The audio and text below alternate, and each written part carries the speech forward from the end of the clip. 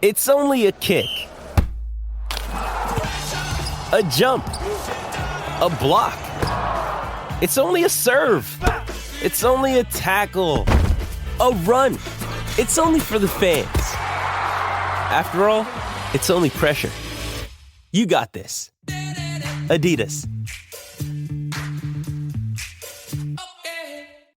With threats to our nation waiting around every corner, adaptability is more important than ever. When conditions change without notice, quick strategic thinking is crucial. And with obstacles consistently impending, determination is essential in overcoming them. It's this willingness, decisiveness, and resilience that sets Marines apart. With our fighting spirit, we don't just fight battles, we win them. Marines are the constant our nation counts on to fight the unknown. And through adaptable problem solving, we do just that.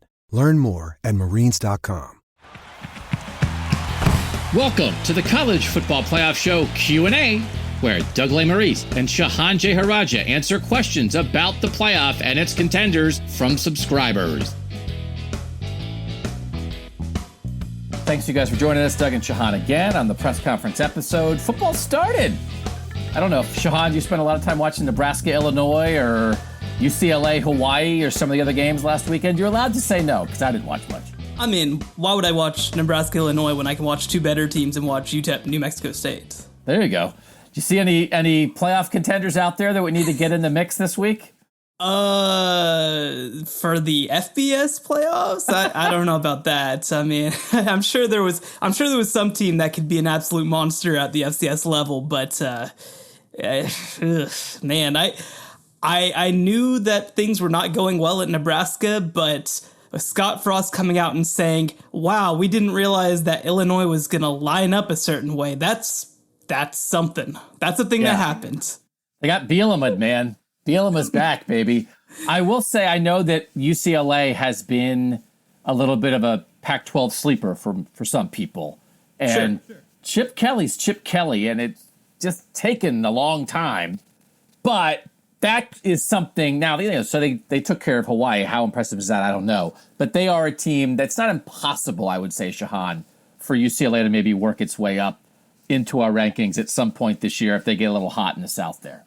Yeah, I think that there's definitely a path to it. It's going to take a lot more than looking impressive against Hawaii, of course, but they do play LSU this week, right? So that's going to be an opportunity for them to prove something. Now, I don't know if a win would be enough to get them into our conversation, but a dominant win, a couple wins after that. I mean, I think that they have been building in a lot of ways to this year, and I think it's going to be an exciting game this Saturday. Yeah, that's a good point. I mean, some of these teams, LSU certainly is a team, Shehan, that we could have considered as a playoff contender. We could have talked about them on the main pod, but we already have three teams from the SEC in, and we just don't want to make it an all SEC pod. But they're right there, and if they look good early in the season, heck, if UCLA beats LSU, we might be talking about UCLA soon, but we also might be talking about LSU soon, if they just take care of business for a little bit. Well, I'll tell you what, I'm not projecting anything off a 5-5 team. I don't care how exciting that they are coming into the year. They got to play their way back in. You can't go 5-5 and be kind of grandfathered back into the conversation. I think Shehan is underestimating what the Tigers can do this year, Shehan. So I would say that I agree with that, though. There are just some teams that need to show us first before we're going to put them in. Cincinnati is the team we're going to discuss on the main pod this week, so make sure you're there for that. We're also going to make our playoff picks. But this is the Q&A episode, the press conference episode, where we take questions from our tech subscribers. If you'd like to be part of that, you can join us for $1 a month. And it's free at the start. So if you're like, I don't know if I can go all the way in with the $1 investment, you can try us out for 2 weeks and see what you think. Send a text to 817-442-6789.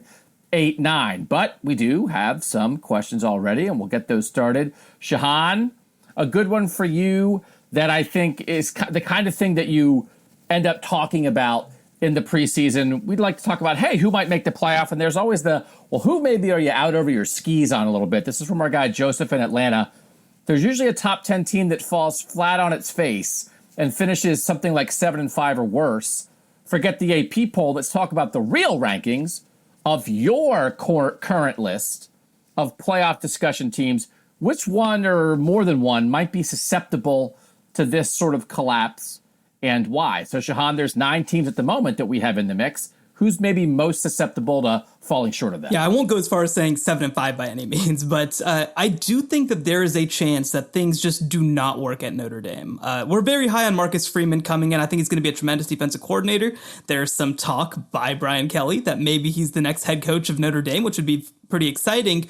But at the same time, I mean, offensively, I think things worked in a way last year that I think people are taking a little for granted. Ian Book, not necessarily a fantastic quarterback, but he is one of the better quarterbacks that they've had over the last 10 to 20 years. And so now you bring in Jack Cohn, who is going to be okay, but he's going to be asked, I think, to do a lot for this Notre Dame offense. And defensively, they did lose a couple of key pieces, even though they bring back Kyle Hamilton. I definitely see a path where, again, they don't go 7-5 or anything like that, but they're more in the 8-9 win range where we don't really have them in this conversation and kind of figure that out pretty soon. I think that's a good one. I'm a little apprehensive about a team that I get more in on the more I watch them, and that's Iowa State. Just because I am always, I think a lot of people are a little apprehensive of teams that when they surprise people, hey, great, they're a surprise team. Nobody expects anything. And all of a sudden you put some expectations on them, like a top 10 ranking. And then it's like, okay, well, is this too much? They've lost 4 of their last 5 and 3 in a row to Iowa in that rivalry game. I think that second week Iowa State-Iowa game is one of the most important games in college football for some of these fringe contenders, because I just wonder if it turns out that, okay, not only are you not a playoff contender, you're still not the best team in your own state. And Iowa's a legitimate top 20 team. I wonder if it could get south for Iowa State kind of in a hurry. And all of a sudden, all right, now the Texas game looks tougher. Now somebody else in the Big 12, Kansas State or Oklahoma State or TCU, or somebody's going to make you pay. And all of a sudden, you are looking at a 7-5 kind of year. So I really like them, but I think it's a little bit of a tightrope. And if it gets loose in week 2, Shehan, I could see it maybe getting away from them, just because they don't normally deal with these kinds of expectations. Yeah, and I think that one of the things about that, too, is that we've obviously talked a lot about how close they were against Oklahoma in the Big 12 title game, and they only lost Oklahoma State by 3 points. But the flip side of that is that they won 4 games by less than 1 score. So, yes, there's definite upside, but when you're a team that relies as much on execution as Iowa State does, well, a play or two really can doom your entire season. Yeah, no, I think you're right. Let's move on to the next one. This one is from Troy in Atlanta. All right, Atlanta back-to-back. Look at that. With Bama, Clemson, UGA, Oklahoma, and OSU having loaded rosters, which 3 teams that you have in the playoff discussion would be most affected by a key injury or a key player missing a game due to COVID? Essentially, which 3 teams in your playoff field have the worst depth? Yeah, so this is one of those where the 247 composite talent rankings have come out now. That's a thing that a lot of people target at this time of the year, where they go through the entire roster, they look at the recruiting rankings of everybody, and no surprise, Bama's number 1 in those rankings. And again, I like that people are talking about our little cohort, Shehan. It's like, forget what the AP poll says. What about your group? That's the whole point of this. Yes. Our little club, our 9-team club right now that might move to 10 with Cincinnati.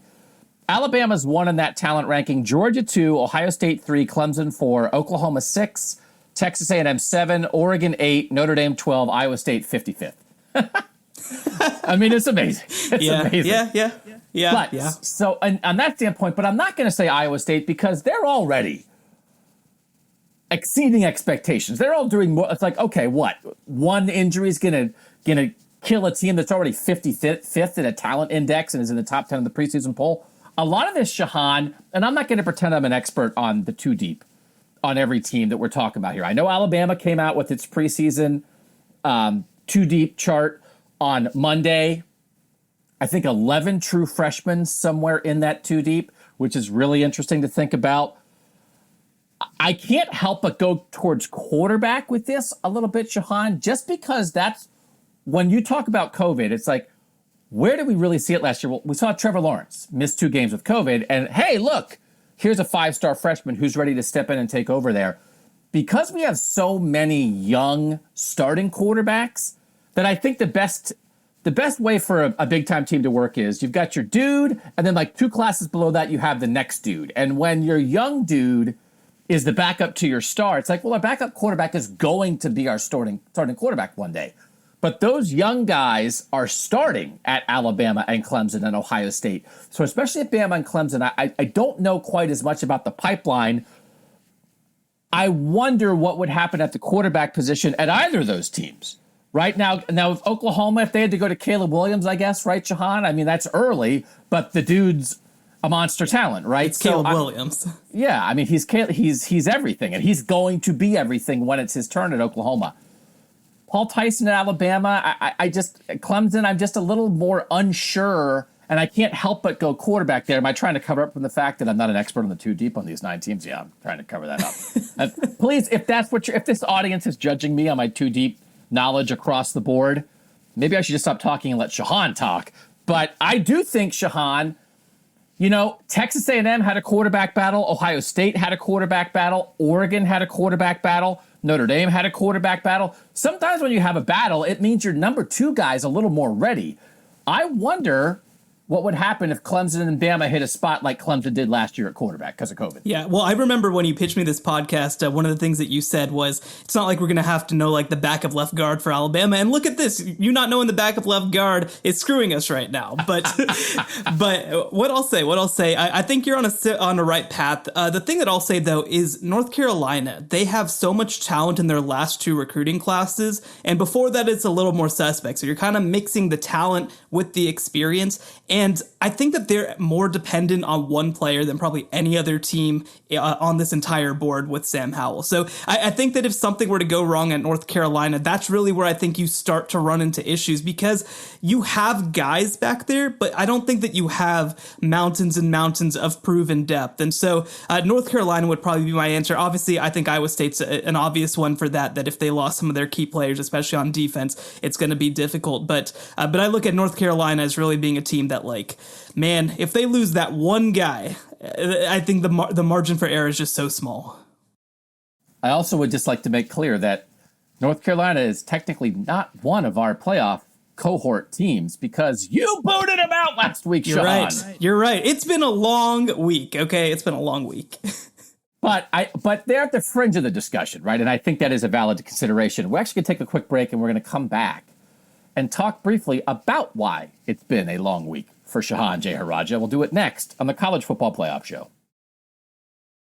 Doug and Maurice back with someone that we now need to introduce with a particular title that has changed since you last listened to this podcast. And it's super exciting. And it would be like me say, let me tell you Shehan's exciting news, but I'm not going to do that. It's Shehan's exciting news. Shehan, and officially, by the way, we are renaming this podcast the College Football Playoff Show with Shehan and some other guy. Because of this, Shehan, tell the people what's going on. Well, exciting news. I got picked up by CBS Sports. I'm going to be a national college football writer over there. Now, when they brought me on, I said, look, I have this rinky-dink little show with Doug and Maurice. I got to keep doing it. Okay? So this won't change anything, especially for this year. But yeah, I mean, if you thought that my takes were bad, you'll get to see them more places now. It's super exciting, man. I mean, like, it's not like there are 500 national college football writers. I mean, there are select outlets that have select people doing this gig. And for you to have earned this opportunity at the young age that you are, Shehan, I mean, this is a credit to you. It's a credit to your football knowledge, a credit to your passion, your skills as a writer, your skills as a podcaster. I hope people realize what a big deal this is, because, like, I'm super excited about it because I'll be frank, man, it's good for the podcast. You're going to be even more famous now. You know, it's a weird thing, right? Because I definitely think I'm good at this, but it's always weird when you get that kind of confirmation, you know, like when you kind of get like somebody like CBS saying, oh, hey, we think that you're good at this. And like, it's not just me being like, no, you don't understand. Our magazine is punching a little above our weight, right? And by the way, Dave Campbell's Sex Football, still a tremendous outlet. You still should read all of it. They made a great hire to replace me, but it's pretty cool. I'm not going to lie.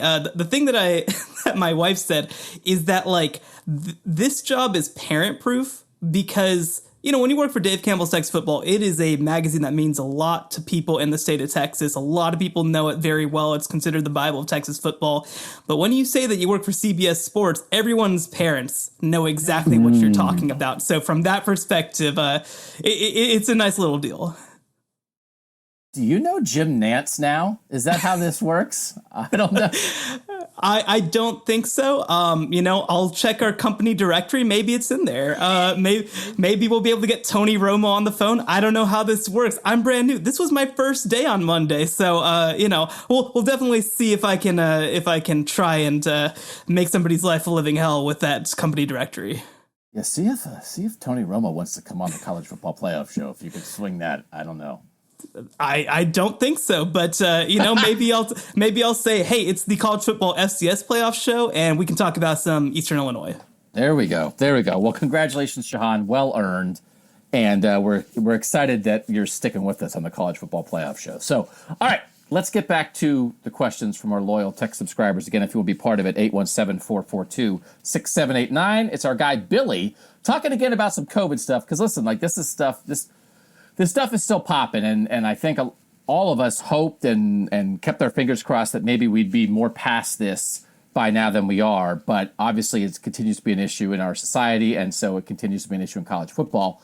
How much or how little harm would a COVID-19 forfeit be compared to a regular loss for one of the big four teams? Again, this is Billy. And Shehan, all of the conferences have come out and have basically said, if you can't play and your opponent can, it's going to be a forfeit. How do you think the committee would look into that, especially if it's about Ohio State, Clemson, Alabama, or Oklahoma? Yeah, it's an interesting question. I don't think, even though we'll have to see a 1 or maybe even a 2, obviously, in the loss category, which is going to be a weird deal, I don't think it's going to be treated as a normal loss. I think more than anything, it's going to be treated more as a loss of opportunity. We kind of saw that with Clemson last year when Trevor Lawrence was out, that just losing the game to Notre Dame, it was kind of counted as a loss, but it didn't hit them quite as hard as maybe a regular loss because people kind of recognized, and they also had an opportunity to make it up in the conference championship game. So I do think that it will matter, but I think that it'll matter far less than a real loss.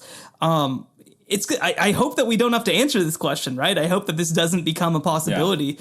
But I think more than anything else, it's going to be seen more as a lost opportunity for a win than it is going to be treated as a full-on loss.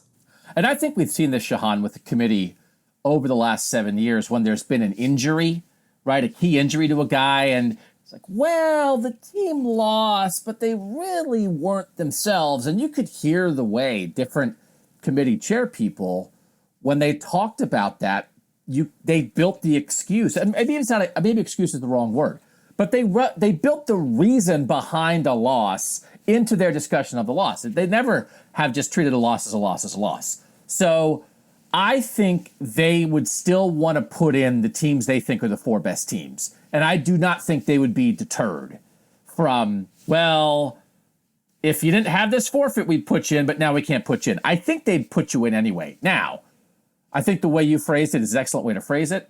And I think it's very possible, and we'll get into this when we make our playoff picks on the show. I think it could be a mess this year, a beautiful, wonderful mess where there is a lot of uncertainty and a lot of teams with similar records and a not very clear-cut situation where you have a bunch of undefeated teams. And so if we're getting down to that, Shehan, then it's a tiebreaker, right? But I don't know that it would be much more than a tiebreaker, but the idea of, well, that would have been a game where you could have impressed us one more time, and a chance that you don't get to impress us might be the difference. That could be the difference between in and out, because we'll give them a little tease, Shehan.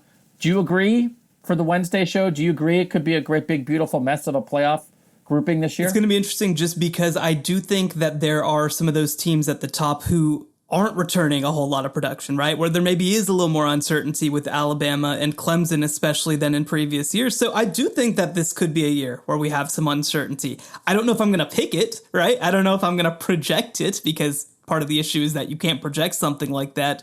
But yeah, I mean, between COVID, between injuries, between, again, it being a turnover year for really just the top of the sport. I mean, the rest of college football brought everybody back. It's going to be really interesting. Yeah. All right, let's move on to a question from Elijah from Wilmington, Delaware. Should a conference championship game loser ever make the playoffs? Well, Elijah, again, to tease the Wednesday show, I will tell you that in my scenario of my Doug world of how this shakes out this year, I have a conference title game loser making the playoff. We actually, Shehan, it has not been as messy as it could have been, because we have not really had that instance of a heavily favored team in a conference title game losing and then people having to say, man, we're sure they're one of the 4 best teams, but they're not a champ. What do you do with the team that just beat them in the conference title game, but we think this other team's better still, right? Even if they might have the same record now, I think you can make a case that a conference title game loser still should be in. But I think you could also make the case that you better put the conference title game winner that beat them in with them if their records are the same, right? I think you have to respect the result. And it makes me nervous whenever anybody, whether it's the playoff committee, well, playoff committee is the only one that matters. I don't really care if AP voters or coaches do it because they're terrible at voting. But when people stop respecting the results and just say, I don't care who won the game, I know who the better team is, I think it's very dangerous. But I am still open to it in the right circumstance. But I do think it's dangerous potentially. Yeah, I think you're right. If it's a team that will make the college football playoff, I have really little issue with it. I mean, again, in previous years, an Alabama, Georgia type circumstance or something like that. But if it is a situation where, let's say, Clemson does get upset by whoever, right? Not North Carolina, because that would be a borderline playoff team, but like by 9-3 Miami, right? I don't think that you can make the argument that a team that didn't win its conference and lost really a play-in game in a lot of ways should have a chance to play in the college football playoff. And again, every circumstance is different. If it's a 12-1 Clemson versus a 10-2, someone else, okay, then you have that conversation, but they should have a huge disadvantage to me, because that is a play-in game. That's how it's been really since the creation of the playoff. It's been a play-in game, and everybody basically has taken care of business to this point. So yeah, I would say that unless you're losing to a team that's going to play in the college football playoff, I would not put you in most circumstances. I would almost argue, though, I almost think they might excuse it more if it is a fluke, if it is to a 3 or 4 loss team, because you can chalk it up as a fluke. If you lose to a 2-loss team that was number 12 in the country, it's like, man, maybe we don't think maybe not as good as we think you are. But if it's one of those things where there's a clear best team in the conference, the other division in the conference was kind of a mess, and it was a 3-way tie at 3 losses, and some team backed in, and that team wins, I almost think the fluke factor might work in favor of the team that lost more than if you lost to a good team. You know what I mean? The flip side of that, though, is if you are a team and you know that you have to win a game to go to the college football playoff, and it's right in front of you and you have nothing else to prepare for, it's right in front of you, it's a conference championship on the line, why should we expect you to show up in the college football playoff then? That seems like the most bare bones reason to not give you that opportunity and to not kind of let you have that pressure, because that's the game. It's saying, man, we only play 13 of these things, including a conference championship game and then 2 more in the college football playoff. If you can't show up and win your conference championship game, you shouldn't be expected to win with the pressure of the playoff. And I do think the more you think of it as a play-in game, the more any loss is inexcusable. That's like, listen, man, if we're going to be in a 12-team world eventually, and this would just be a quarterfinal, well, there's no losers bracket in the 12-team playoff, right? I mean, you got to win. So if you're treating the conference championship games as a round of the playoffs, then there's no excuse that anybody could make. But I do think, again, I will tell you, I have a conference championship game loser in my playoff. Listen to the Wednesday show.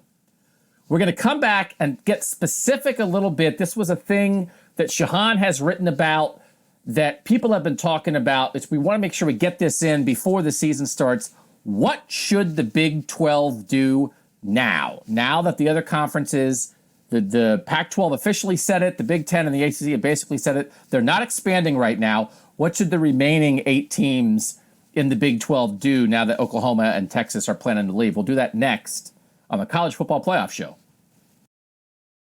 Doug and Shehan back. We have some good comments from some tech subscribers, Shehan, but I know this is kind of an area of expertise for you.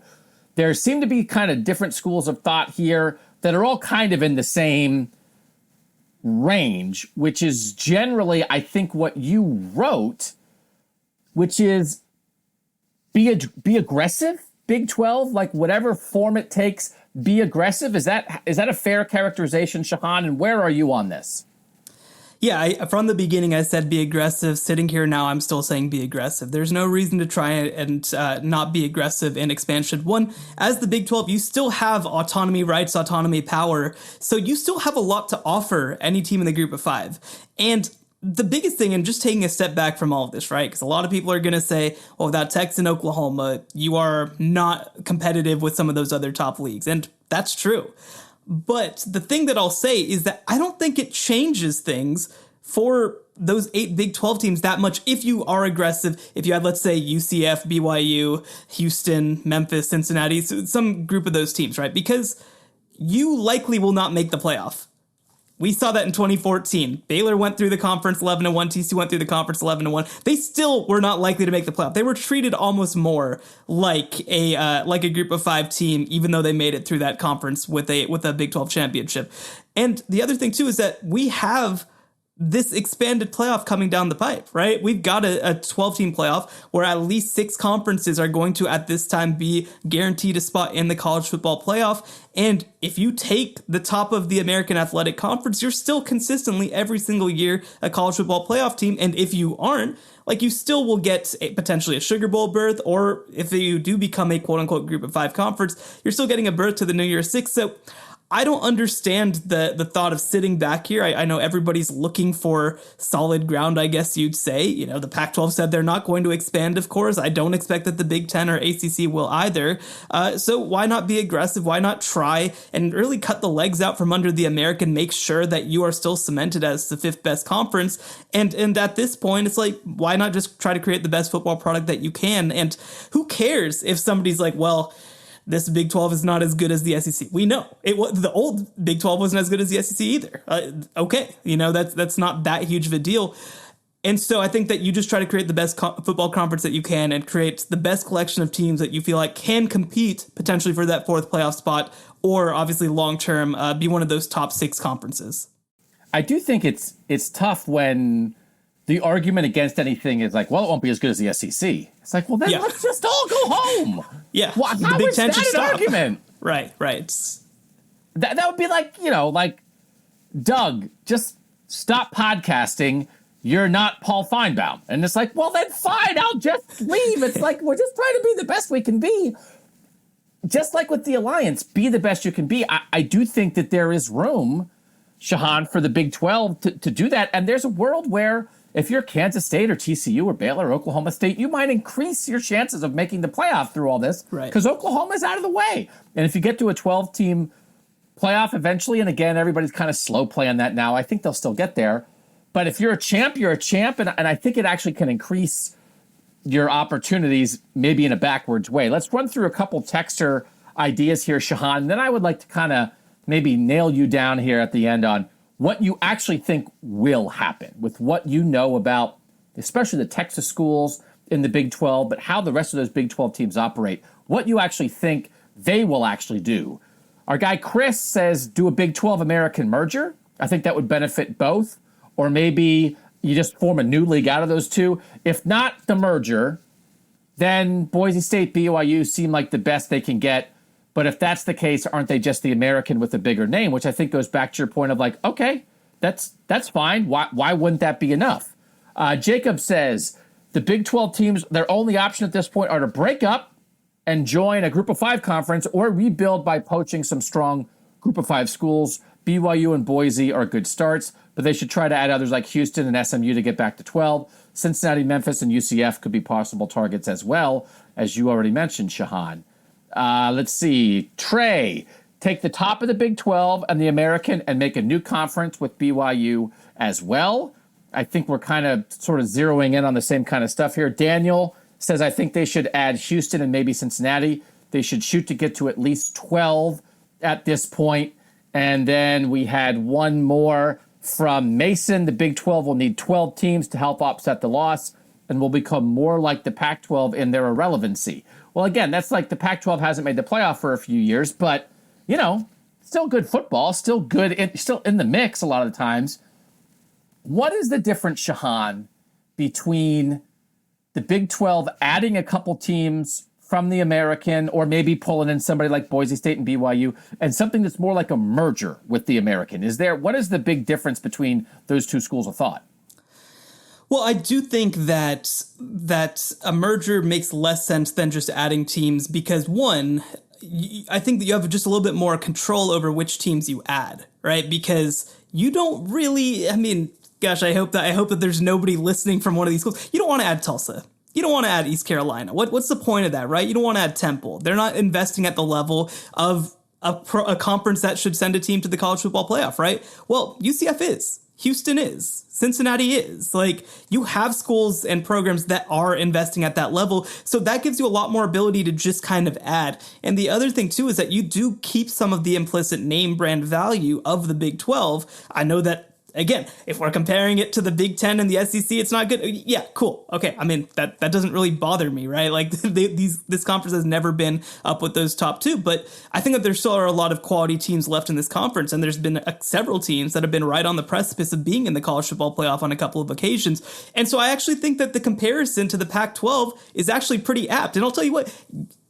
talking about the schools in the state of Texas, right? The three schools left, Baylor, TCU, Texas Tech, they have been killing themselves to try to find a way to the Pac-12, right? And so if you're saying, well, the Big 12 only becomes the Pac-12, I think that most of the conference would take that. Now, I do think it's going to be less money than even the Pac-12, but the American last year made $7 million. The Big 12 made $35 million, right? Per school. And so I think that if you can settle somewhere in the 20 to 25 million range, that's still more than enough. That's a lot more than you would have made if you had fully dropped down to being a group of five conference.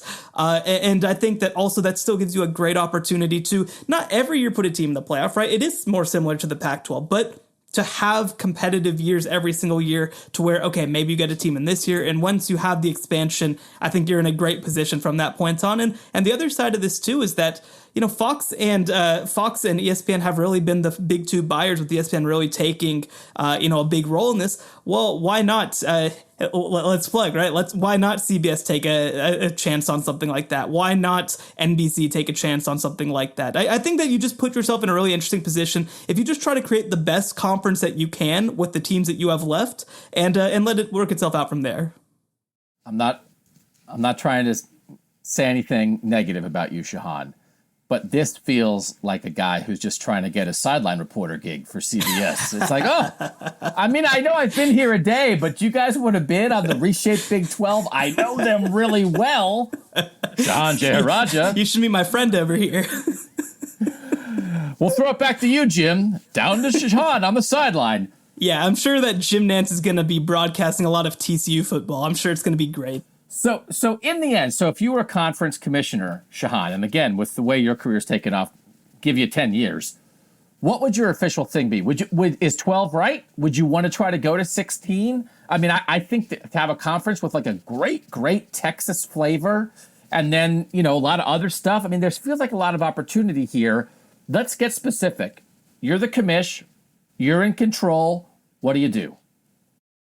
So there are two schools of thought. We talked about this a little bit last week, right? There's the Conference USA school of thought, where you really aim for markets, you really aim for, okay, maybe something could happen here. And then there's a flip side where you try to aim to bring in the best football that you can and try to create a combined identity throughout the league. And I think that you look at the Big 12, that's been the biggest issue. They have not had any sort of real identity. The Pac-12, whatever you want to say about them, they have a real West Coast identity. Same with the Big 10 and the Midwest and so on and so forth. So that said, I think that you need to look at adding 4 schools to get back to 12. I think that being less than 12 has really put them in a precarious position because, again, when you lose 2 schools, it's like you're down at 8 now. That's not a conference. That's nothing at this point. Whereas if you're at 12, yeah, you lose 2, you're at 10, but that's still a much better position, I think, than being at 8 or less.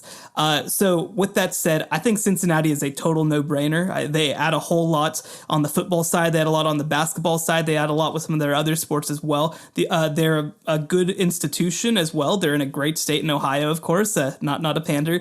And also, I think the other thing too is that it helps guide you a little bit towards West Virginia, right? You don't have any natural partners with West Virginia. And that's been one of the, I mean, if you're a West Virginia fan, I don't know how you're surviving this. I don't know what you're doing here, right? This is kind of the deal where you sell out to be a member of a power conference. This is that's what it would have taken. I don't know how they're doing this, but so they're a no-brainer to me. Another school that I'd consider adding, and I don't know if they will because of the politics around it, I would add Houston. I think that they have great brand value. We saw during the 70s and 80s especially how powerful that brand can become in the state of Texas and the city of Houston. I mean, they don't have college football easily accessible to that city, and I think that Houston kind of, even under Tom Herman, when they were a team in the American, they really had a strong identity, and I think that there's something to be gained there. BYU makes a lot of sense because they are a national brand. Now, I would consider adding them maybe as a football only member so you don't have to deal with all of it, right? Because I think that's tough having to go west, right? I think going west is a really difficult situation. But if you can especially add them as a football only member, and I think you consider all the options, they make a lot of sense because I do think they have a lot of brand power. This is a team that's won a national championship. This is a team that finished last year up in the top 15 of the AP top 25. You're getting good football. You get a national recruiting base. You get national allure. I think that it's hard to turn that down. And UCF is a team geographically that doesn't make a ton of sense, but they're so good, they're so big a brand, and they're such a big school as well. I think it's hard for you to turn them down. So those would be my 4 choices. You could also consider Memphis. You could also consider SMU maybe. You could consider a couple other teams in the area. But those would be my 4. And again, I do think that you need to get back to 12. And I think that this league would have some level of regional identity. I think that it would have both national and local ties in a couple different areas. And more than anything, I think it would have good football. And that's really what you need at the end of it. Commissioner Shehan, for now, hold on tight, CBS Sports. You don't know how long you're going to be able to keep him. Bob Bowlesby needs at least maybe an assistant or something. That's it for the press conference episode of the College Football Playoff Show. Tell a friend.